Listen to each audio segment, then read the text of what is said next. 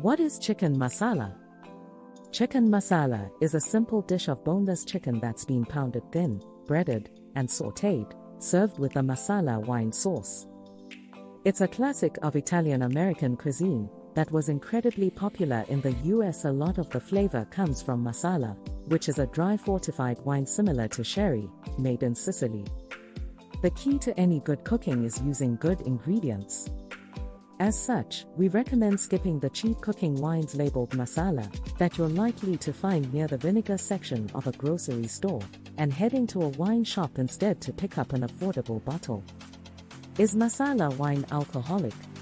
Can you drink Marsala wine? Marsala wine is what's called a fortified wine, meaning that it's typically slightly higher in alcohol than your typical wine. Whereas wine is generally 11 to 14% alcohol, Marsala is closer to 18 to 20%. As long as you're not using cooking wine from the baking aisle of a grocery store, you can, and should, drink some of the Marsala, possibly along with this recipe. If you don't have a special fortified wine glass, you can just pour about 3 ounces, twice a typical shot, into your nicest small glass, and sip it as an aperitif or a digestif, much like port or sherry.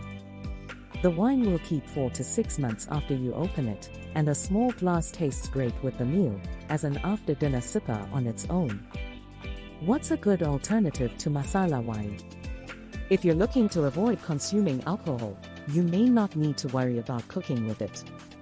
Though it's not true that the alcohol burns off when cooking, it would be more or less impossible to feel any effect from the amount that you'd consume in the sauce. If you're uneasy about consuming even a thimbleful of wine, that's okay. You can achieve a similar, if not quite the same, flavor by mixing a tablespoon or 2 of balsamic vinegar with enough chicken stock to make half cup, and using it instead. You can also just replace the called for wine with chicken stock. It'll still make a very delicious sauce.